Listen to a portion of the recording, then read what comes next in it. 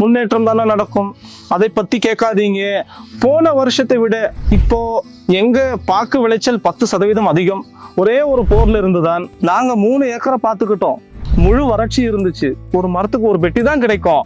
செடி இந்த மாதிரி இல்லை. முழுசா நோய் என்னன்னா குருத்து அழுகல் நோய்.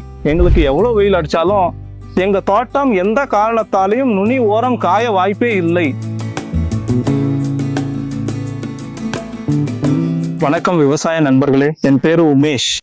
நாங்க தாவணகிரி மாவட்டம் பொன்னாலி தாலுகா பெனகண்ணஹள்ளி கிராமம். எங்களுக்கு 5 ஏக்கர் தோட்டம். இந்த மரத்துக்கு 30 வயசு. இது பழைய மரம். நாங்க இதே நடுவுல நட்டு 6 வருஷம் ஆச்சு. மரம் இப்படி இல்லை. முழுசா நோய், அதாவது குருத்து அழுகல் நோய். மற்றதெல்லாம் காய்ச்சிடுச்சு. இதுக்கு என்னதான் பண்ணலாம்னு நாங்க யோசனை பண்ணிட்டு இருந்தப்போ எங்க நண்பர் ஒருத்தர் யூடியூப்ல ஒரு காணொலி காட்டினார். டாக்டர் சாயல் இருக்கு, இப்படி பயன்படுத்துங்கன்னு சொன்னார். டாக்டர் சாயல் பயன்படுத்தி 2 வருஷம் ஆச்சு. அதனால எங்களுக்கு கிடைச்ச முக்கிய நன்மை என்னன்னா நில வளம் அதிகமா இருக்கு. இப்போ அப்புறம் மண்புழு உற்பத்தி அதிகம். முக்கியமா எங்களுக்கு நோய் கட்டுப்பட்டுச்சு. எப்படின்னா முதல்ல ஓலைகள் எல்லாம் முழுசா இப்படி ஆயிடுச்சு. குருத்து காய்ஞ்சி ஓலைகள் கருகிடுச்சு. இப்போ பாருங்க எவ்வளவு அகலம், ஒரு அடிக்கு 1:1 முட்டுது. போன வருஷத்தை விட இப்போ எங்க பாக்கு 10% அதிகமா இருக்கு. அதுவும் இல்லாம இந்த தடவை நாங்க பார்த்ததே இல்லை. அந்த மாதிரி ஒரு வெயில் 40 டிகிரி செல்சியஸ் அளவுக்கு வெப்பம் இருந்துச்சு. இப்போ நாங்க வண்டியில வரும்போது வழியில வேற தோட்டங்களை பார்த்துட்டு வந்தா நுனி ஓலை, ஓரத்து ஓலை எல்லாம் காய்ஞ்சு போயிருக்கு. இப்போ எங்க தோட்டத்துல பாருங்க, எங்கேயுமே காயலை. அப்புறம் அவங்களுக்கு தண்ணி இருக்கு, எங்களுக்கு தண்ணி இல்லை. அதனால காய்ஞ்சிடுச்சுன்னு ஒரு காரணம் சொல்லலாம். ஆனா நாங்க பார்க்கிறபடி எங்க முழு இந்த 3 ஏக்கரும், ஏன்னா எல்லாத்துக்கும் ஒரே போர் தான். சொட்டு நீர் பாசமும் இல்லை, தெளிப்பானும் இல்லை. நாங்க பாய்ச்சுறது வெறும் தண்ணி தான். ஒரே ஒரு போர்வெல் வச்சுதான் 3 ஏக்கர் நிலத்தையும் பராமரிக்கிறோம். தண்ணி கம்மியா இருந்தாலும் தோட்டம் காயாம இருக்கிறதுக்கு காரணம் நாங்க டாக்டர் சாயல் மருந்து பயன்படுத்துறதால அது ஈரப்பதத்தை விடாது. இன்னொரு காரணம் அதிக கழிவுகளும் பசுந்தழை உரமும் பயன்படுத்துறது தான். அதை பயன்படுத்திட்டு வந்தா இவ்வளவு வெயில் அடிச்சாலும் எங்க தோட்டம் எந்த காரணத்துக்காகவும் நுனி காய வாய்ப்பே இல்லை. 2 வருஷம் முன்னாடி மற்ற விவசாயிங்க மாதிரி நானும் நமக்கு அதிக மகசூல் வேணும்னு மட்டும்தான் யோசிச்சேன். செடி எப்படி இருந்தாலும் சரி, மண் எப்படி இருந்தாலும் சரி, அதை பத்தி எங்களுக்கு எந்த கவலையும் இருந்ததில்லை. விவசாயிகளா நாங்க செய்யற தப்பும் அதுதான்.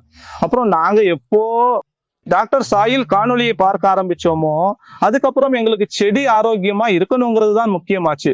மண்ணு வளம் அதிகமா இருந்தா செடி தானா ஆரோக்கியமா இருக்கும். செடியே ஆரோக்கியமா இல்லாம நோயா இருந்தா உங்களுக்கு எப்படி மகசூல் வரும்? நீங்க முதல்ல மகசூலை பத்தி கவலைப்படாதீங்க. முதல்ல அது எப்படி வேணா வரட்டும், நமக்கு மண்ணு தான் முக்கியம். மண்ணோட வளம் நல்லா அதிகமா இருக்கணும். அதுக்கப்புறம் செடி உங்களுக்கு தானாகவே வளர்ச்சி அடையும். இப்ப உதாரணத்துக்கு ஒரு நோயாளி, ஒரு மனுஷனுக்கு காய்ச்சல் வந்தா அவனுக்கு பால், நெய், பழம் எவ்வளவு கொடுத்தாலும் சாப்பிட மாட்டான். ஏன்னா வேண்டாம் சொல்லுவான், சாப்பிட முடியாது, வாய் கசக்கும். அவனுக்கு சாப்பாடு கொடுக்கணும்னா முதல்ல அவனை தயார் செய்யணும். மருத்துவர்கிட்ட கூட்டிட்டு போய் சரியா சிகிச்சை கொடுக்கணும். அதுக்கப்புறம் நீங்க என்ன கொடுத்தாலும் சாப்பிடுவான், வளர்ச்சி அடைவான். அப்போ நோயாளி குணமாகிடுவான். இதே மாதிரிதான் எங்களுக்கும் ஒரு கருத்து உருவாச்சு. அது எப்படின்னா முதல்ல நாம மண்ணை நல்லா வளப்படுத்திக்கணும். அதை எப்படி வளப்படுத்தணும்னு எங்களுக்கு ஒரு கேள்வி வந்தப்போதான் டாக்டர் சாயில்ல ஒரு மருந்தை பயன்படுத்தினோம்.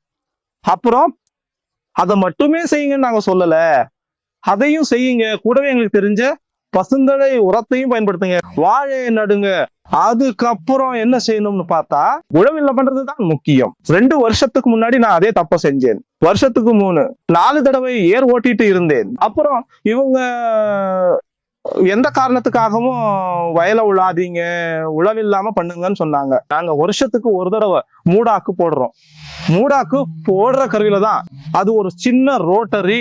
அதை தவிர நாங்க எந்த காரணத்துக்காகவும் இந்த வயல்ல 2 வருஷமா உழவே ஓட்டுறதில்லை.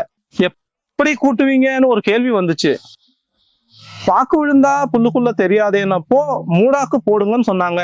மூடாக்கு போட்டா மண்ணுக்கும் எந்த பாதிப்பும் வராது, பாக்கு வேர்களுக்கும் எந்த பாதிப்பும் வராதுன்னு எங்களுக்கு ஒரு எண்ணம் வந்துச்சு. அதனால ஆர்வம் வந்ததை விட இப்போ முதல்ல அவங்க சொன்ன மாதிரி செடி வளர்ச்சிக்கு மண்ணை வளமாக்குறதுல கவனம் செலுத்தினோம்.